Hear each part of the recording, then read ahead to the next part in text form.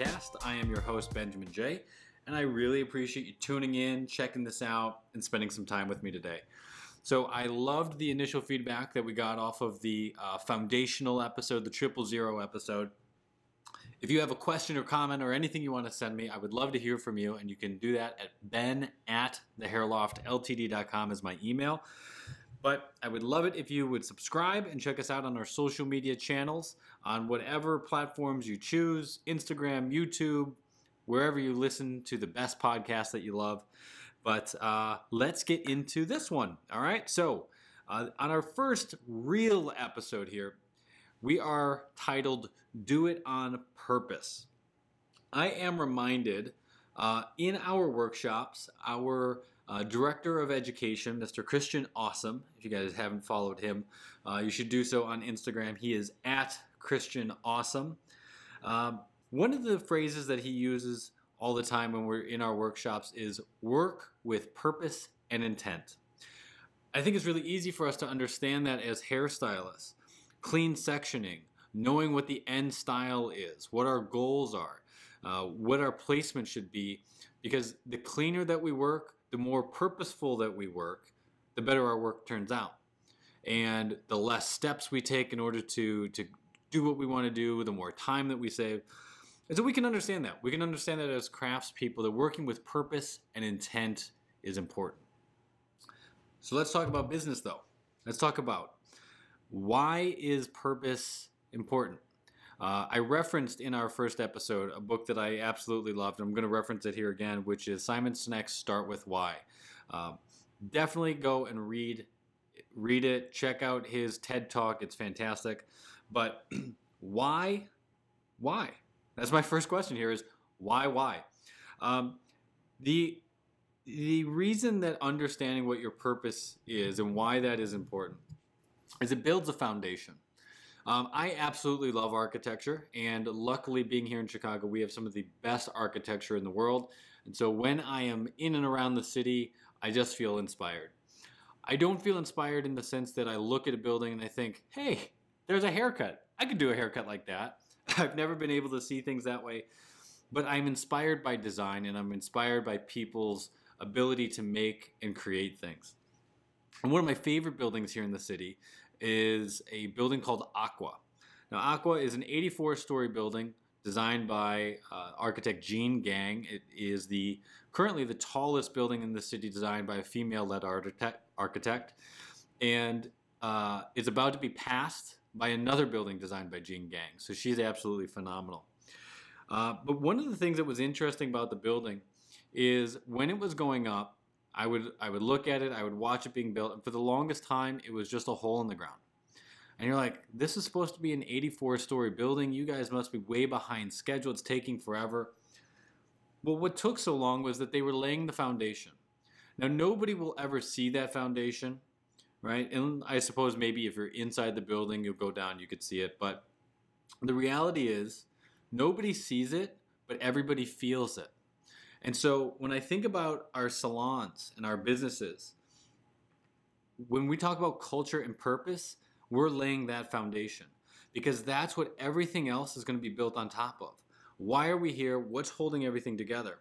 And I can tell you in my experience this past couple of years as we have grown to a multi-location salon, it has meant that our cultures had to be even deeper, even richer, because while there's more moving pieces within the company, we all have to be in tune and connected with each other so that we are all working for a purpose more than just a paycheck. Now, you might be thinking, yeah, I know what our purpose is. And oftentimes I look at other salon websites just trying to see what's out there and check things out. And I think that people make a mistake with their mission or their purpose statement. You know, if you look at many websites, and not just salons, but many business websites in general, they'll say our mission is to service our customers in a friendly and comfortable environment and give them a relaxing atmosphere, blah, blah, blah, blah, blah, blah, blah. That, to me, is not a mission statement. That might be how you execute it. That might be what you're doing and what the steps are to get it done in terms of being in a relaxing environment and you want to be friendly with people. But that's not a purpose. That's not a mission. When you are trying to create your mission, I would think about it in terms of make it a mantra. Now for us, I mentioned this I think again on the 000 episode, but for us at Form and Function and at our salon Hair Loft, our mission is very clear. We're here to enhance people's lives. By building people's confidence, they're able to have a better, more successful lifestyle. So when I take that, I can make that into a hashtag, enhance people's lives. I can put that on a t-shirt, enhance people's lives. Just a couple of weeks ago, we got this large 17-foot neon sign that looks awesome on our design floor that just says enhance people's lives along the wall. And so you get what I'm saying. It creates a mantra. It's not this long multi-sentence paragraph drawn out, here's what we do or why we do it. The reason that this is important is not just so that we can create a hashtag. This isn't just about marketing. This is so that we can express and we can share with people what we believe in. We're not trying to only connect with customers. We're not only trying to connect with people that we want to hire. We're trying to connect with believers. The reason that we want to connect with believers is because then those people that are believers that turn into customers or turn into team members are more inspired and more connected to us than anything else.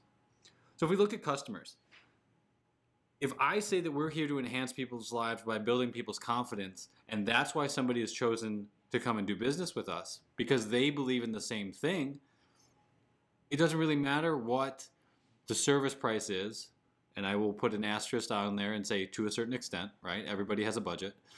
But we're not marketed based off price.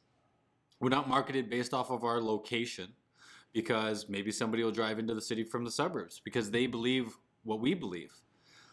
They're not coming to us because of what product brands we represent or what color companies we use. The reason that they are coming to see us is because they believe what we believe, and together we are connected and engaged in that. And then what about our team, right? Now, I did so many visits to beauty schools that I was fortunate enough to be able to work with a lot of people. You know what? One of the first questions that came up a lot with younger people, or sometimes even in interviews, is of course like, what benefits do you guys provide? What is your commission scale? I'm not trying to hire people because of the fact that we have benefits or that we, pay well. I want you to work here because you are inspired to work here. That's the whole point, is if we have a team that is all working on purpose in the same direction, we will be able to achieve much more, and you'll be able to make much more, not just because of whatever percentage you're going to get of the services that you do. And so when it comes to hiring, I think that we're going to have to do a whole episode at some point on how we hire. But the point is that we're hiring for this purpose. We're hiring for this culture, not because of talent. Talent can be taught. Belief systems are much harder to change. And so when we hire for the belief, the talent can come next. So now you understand why is important, right? So in order for us to connect with people, we have to have this purpose statement. But how do we get that? How do we get a purpose? And do we get it? Do we make it? Or do we find it? I think the answer is different for everybody. For me, I didn't grow up knowing enhance people's lives. I didn't go to marketing school and have somebody tell me, here's what you should make as your purpose statement. What I did was I copied other people that inspired me. I looked at mentors that I admired and I thought, what inspires them? I looked at companies that got me, excited, and I wanted to create something like them. And I thought, well, how do they operate? And so by copying, you at least get an idea, because if those things inspire you, then you're kind of at least within the ballpark, so to speak.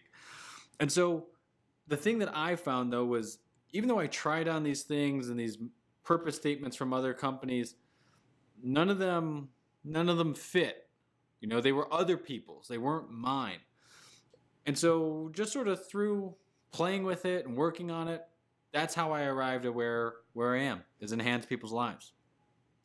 So how can we do it? Well, I recommend you copy, right? Find people that you admire, look at things that you are inspired by, and try it on. If Enhance People's Lives fits for you, or at least you'd like to try it, I'm more than welcome to share it with you because it's a movement. It's not a trademark. So you can do that. Another thing to do is to reflect. This is where self-awareness comes in. And really look back and think about when you were on top of the mountain and think about when you were in the valley. Now, when you were on top of the mountain and you were doing the best and you felt amazing and you were inspired and ambitious and, all these amazing, great adjectives that we could label on here. What did it take in order for you to get there? What did you need in order to get to that moment?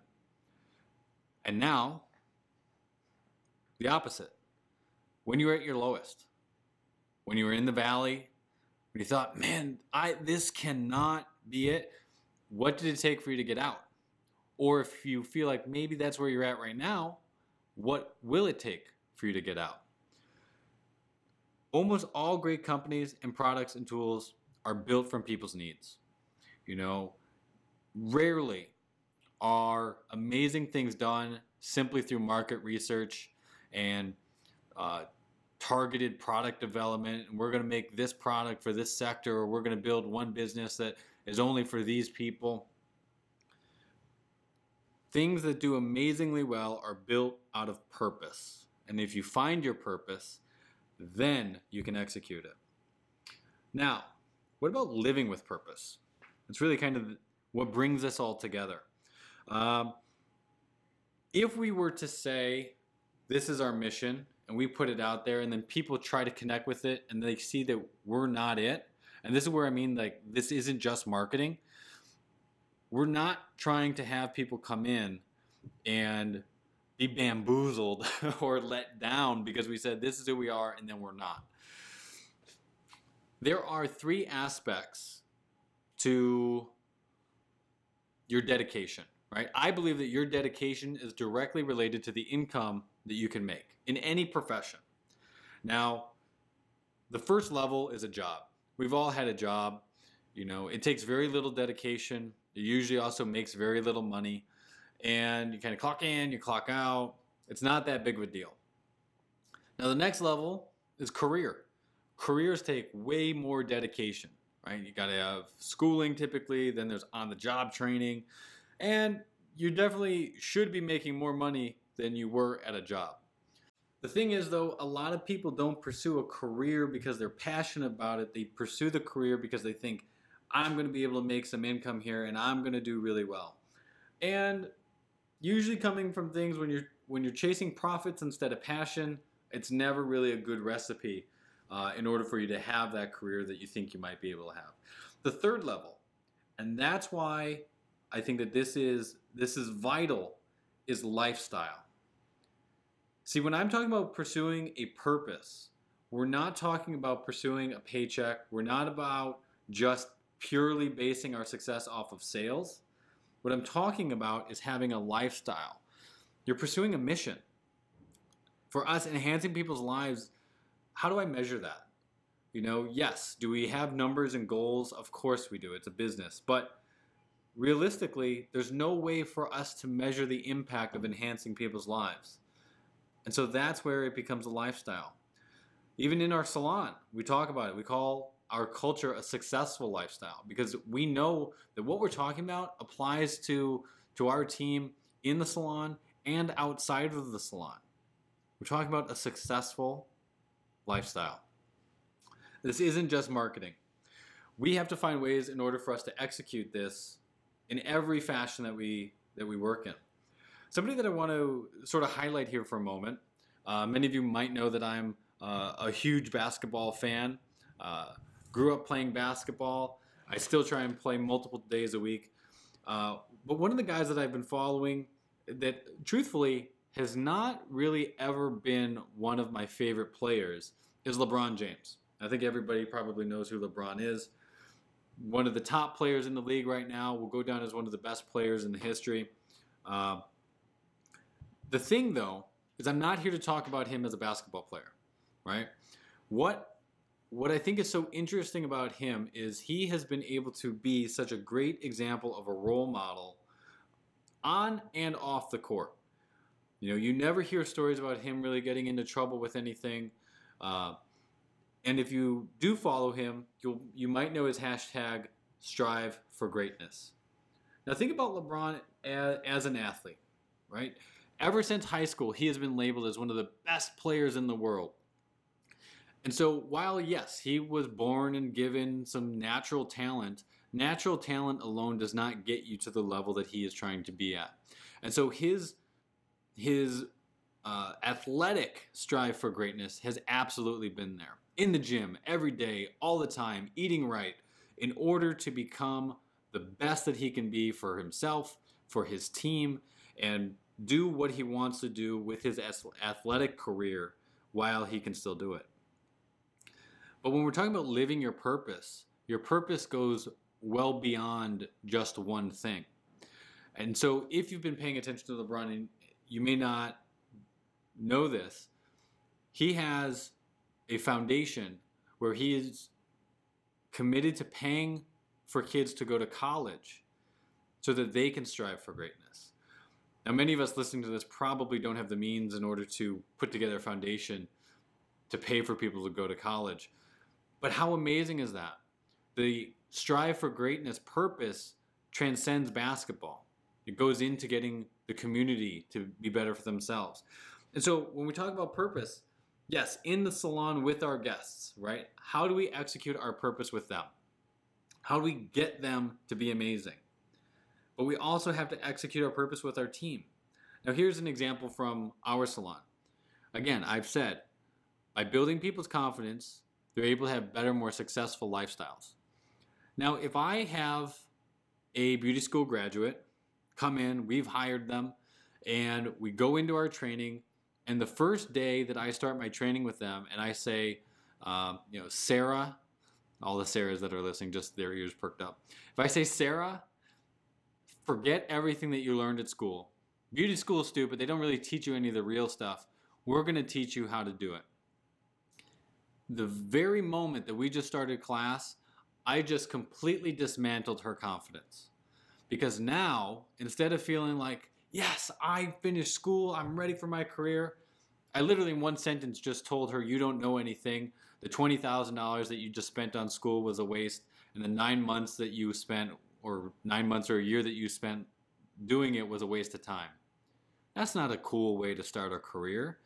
Do I have a way that I'm going to teach her? Yes, absolutely. But I'm going to try and embrace what they already know. I want to build on top of it as opposed to tearing it down. So other things, right? What product companies do you guys choose to partner with in your salon? What brands do you choose to represent yourself? Because you are, in essence, co-branding your business with another business depending on what you have on your shelves. Charity partnerships. Again, are there partners that have a similar mission or flair or moving towards a similar purpose that your business is? And then perform and function. Again, like trying to execute, and I'm really driving home this point. But if we have our purpose, how many different ways can we execute it? Now, for form and function, I'm really gearing this towards salon professionals. So through our social media and our content, how can I drive stylists and salon owners to have a better, more successful lifestyle through that content? And eventually, when we get back into our academy workshops and maybe some one-on-one coaching, those things will be designed to continue to drive that purpose, to drive the industry that we're all in order to have a successful lifestyle. So I would love to hear your feedback on this episode because I think that this is such an important one. Thank you for hanging out and listening to me on this. Please subscribe because I would love for this podcast to blow up, go viral. You can share with your friends. But check out our social media. On Instagram, we are at ffsalonedu. Our Facebook is facebook.com/ffsaloneducation, youtube.com/ffsaloneducation. And until the next time, I want you to keep living your successful lifestyle.